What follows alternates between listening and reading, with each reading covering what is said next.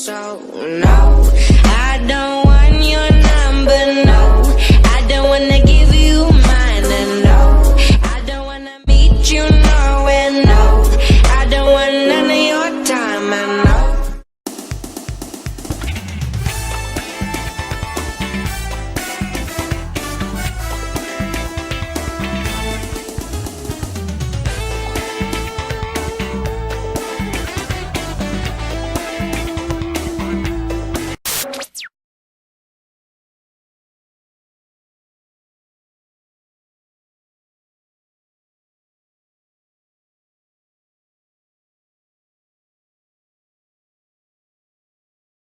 Salut tout le monde, c'est Vince. Alors aujourd'hui on va s'intéresser à un nouveau numéro consacré aux séries inconnues. Et comme je sais que beaucoup d'entre vous aiment ça, donc c'est parti, on va s'intéresser tout de suite. Alors au programme, nous avons droit à une adaptation en live de la série Sitio Acapulco, non pas oui, une série brésilienne que j'avais déjà mentionnée en mode animé. On va s'intéresser à la série en live, il s'agit de la ferme du pivert jaune. Ensuite une série américaine avec des squelettes. Et enfin un cartoon nord-coréen. Donc voilà, c'est parti pour notre rubrique spéciale série inconnue. La première série est une série brésilienne que je suppose que vous avez déjà entendu parler. Il s'agit de Sitio d'Acapulco Amarelo, et ça, autrement dit la ferme du pivert jaune. J'avais déjà mentionné cette série dans une de mes précédentes vidéos, mais c'était une relation animée. Là cette fois on va parler de la série en live avec de vrais acteurs. Alors, Sitio Acapulco Amarelo, ou l'auberge du pivert jaune, que je sais pas si vous vous en souvenez. Alors, la série, franchement, alors là, j'ai parlé de la série animée, mais là, ce coup-ci, c'est la série en live avec de vrais acteurs. Alors, franchement, j'ai vu certains extraits des épisodes de cette série. Franchement, je la trouve un peu moyenne. Franchement, ouais, ça va être en plus avec de vrais acteurs, c'est pas avec les acteurs de la série animée comme j'ai parlé dernièrement. Ouais, bon, ça a l'air bien, mais bon, ouais, c'est moyen, c'est moyen. Bref, le fun est bien, mais bon, il y est pas, c'est ça ce que je voulais dire. Ouais, bon, la série est bien, mais ça vaut pas mieux la série animée, hein, très sincèrement. C'est sûr, quand c'est moyen, c'est moyen. Voilà, c'était donc la série Sitio d'Acapulco Amarelo, autrement dit l'affaire du pivert jaune en mode live. Alors maintenant on va s'intéresser à une autre série qui s'appelle Skeleton Warriors. Alors franchement, j'ai vu quelques extraits de cette série et franchement, je l'ai trouvé assez badass, vous allez voir. Waouh. Ah, c'est quand même bien foutu, hein. Oui, bonjour monsieur. Bon là c'est juste un squelette dont je sais pas qui c'est, qui résume l'intégralité de l'histoire, disant ouais qu'il y a deux peuples enfin il y a deux forces, celle de la lumière et celle des ténèbres, qui se livrent bataille. Bon, je dois reconnaître que franchement c'est assez beau, c'est pas mal franchement. Y a pas à dire, les mecs qui ont conçu cette série ils ont bien bossé, ils ont limite bien géré, limite assuré, hein.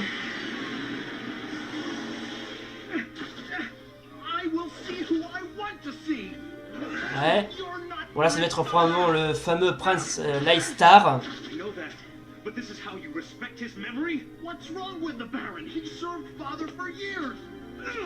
Bon, apparemment, je sais pas ce qui se passe. Est-ce que c'est un duel au sabre, un peu comme dans Star Wars, ou c'est un entraînement, hein? Alors, je vais quand même expliquer le scénario de l'histoire, parce qu'il y a une histoire. Alors, sur la planète luminaire, les forces de la lumière et de la nuit s'affrontent. Lorsque le baron Dark tente de dérober la fameuse étoile de cristal, elle se brise, divisant les forces du bien et du mal. La Légion de la Lumière, menée par le prince Lystar, devient les protecteurs de luminaire. Il possède une moitié de l'étoile de cristal et leur permet de se battre contre le baron Dark et de sa terrible armée qui possède l'autre moitié du cristal. Au contact de ces derniers, le baron Dark et sa légion squelettique se transforment en guerriers squelettiques invincibles. Waouh! Même le scénario de Retour vers le futur est plus moins badass que ça.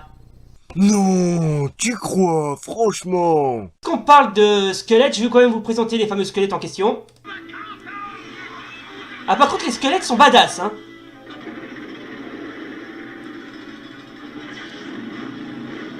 Voilà. Oh, c'est quoi ces engins? C'est des bécanes volantes ou quoi? Ok, bon, là c'est vraiment classique, ça. C'est les méchants qui se battent, enfin oui, les méchants qui se battent contre les gentils.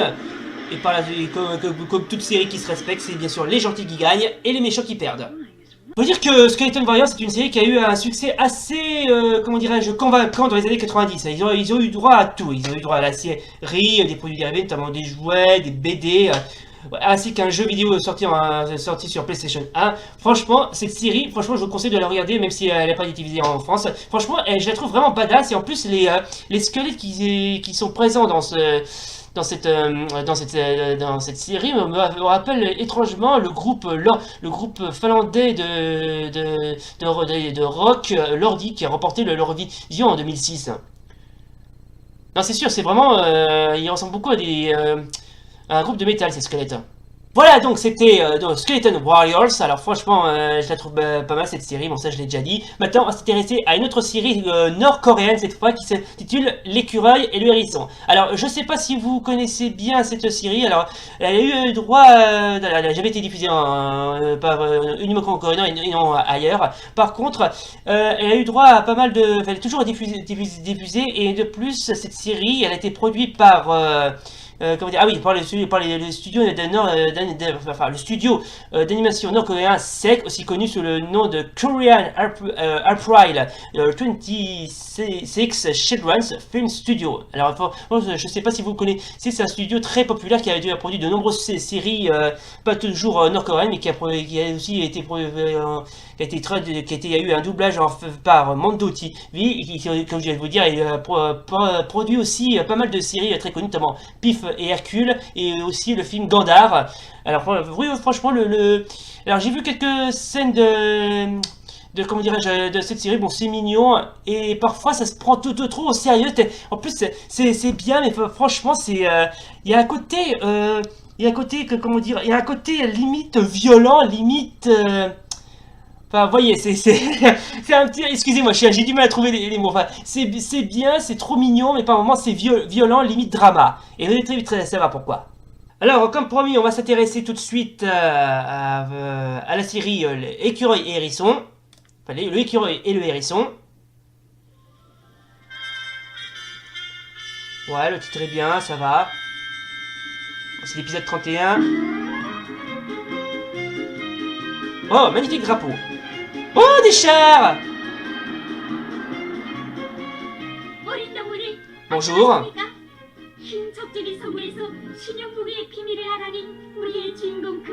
Bon, je comprends pas seulement en coréen, mais bon, à mon avis, si j'ai bien compris, les méchants ont fabriqué une sorte d'arme qui va conquérir le monde. Si j'ai bien tout compris, bien sûr, parce que je ne parle pas seulement en coréen, je suis désolé. Alors, il faut savoir en fait que cette série, elle a eu droit à un premier épisode qui est sorti en 1977, parce que cette série quand même est déjà assez vieille, puisque elle est sortie, comme je vais vous dire, en 1977, sous la forme d'un pilote, où c'est l'histoire d'un écureuil qui doit partir en guerre contre des ennemis, notamment les fameux belettes, souris et les loups qui veulent conquérir son village. Bref, c'est bien, franchement, c'est un peu trop caricatural à mon goût. Hein. Hello, lady.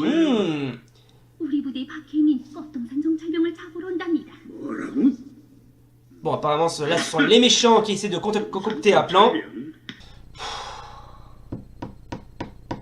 Bon, ben, merci, monsieur Kim Jong-un.